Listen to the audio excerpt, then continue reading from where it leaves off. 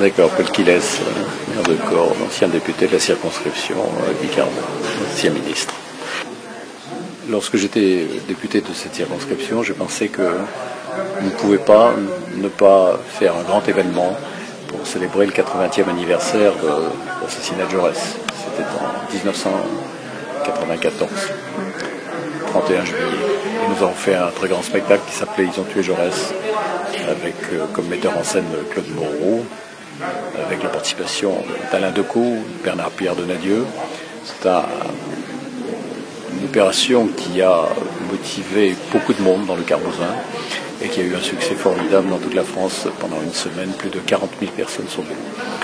Et là, je me suis dit qu'après tout, le centenaire de la Grande Guerre, qu'on va commémorer en 2014, coïncide avec le centenaire de la mort de Jean Jaurès, de son assassinat, qui a précédé de quelques jours l'entrée en guerre de la France. Et qu'on ne pouvait pas, là non plus, laisser passer cet événement. On ne peut pas parler de ce centenaire sans parler de Jean Jaurès. Et refaire un spectacle avec le même Claude Moreau, avec des bénévoles du Carbousin, sur le thème de la paix. En ce moment, je crois que si Jaurès était là, il aurait beaucoup de choses à nous dire. C'était indispensable.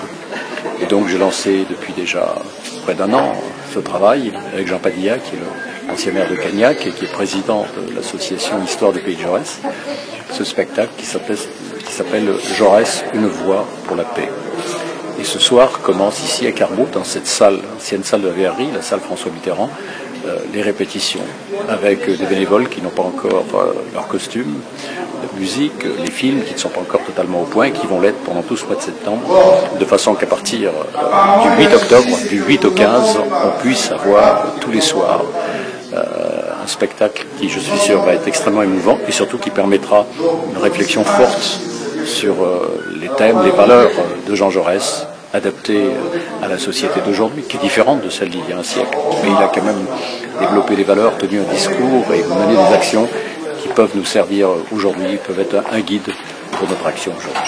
Il reste entièrement d'actualité par rapport à... Ce n'est pas un prophète, ce n'est pas un gourou, ce n'est pas quelqu'un qui donnait du prêt à penser, mais qui forçait les hommes à réfléchir un peu plus, à comprendre les causes, les enchaînements qui conduisaient aux guerres.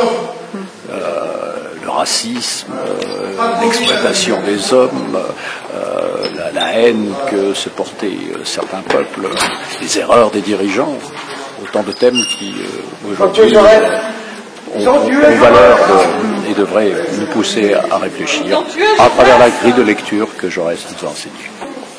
Carmaux et Jaurès, c'est une histoire d'amour et c'est une histoire de combat commun, puisque quand Jaurès a été élu pour la première fois député de Carmaux, je me souviens de la date, c'était juste un siècle avant que je devienne moi-même député de Carmaux, Jaurès n'était pas encore totalement ancré au socialisme, et c'est en venant à Carmaux, en participant, en soutenant la guerre des Verriers, en soutenant les mineurs, qu'il s'est vraiment ancré dans le socialisme. C'était déjà un homme politique connu, mais à partir de ce moment-là, à partir de 1893, son combat pour l'unification des socialistes, son combat pour la dignité humaine, son combat pour la paix, se sont ancrés dans l'histoire de France. Et donc, Jaurès, à travers Carmaux, est rentré dans le combat des socialistes et il y a tellement d'histoires à raconter sur les combats qui étaient menés à cette époque, qui étaient très durs, les combats ouvriers, les combats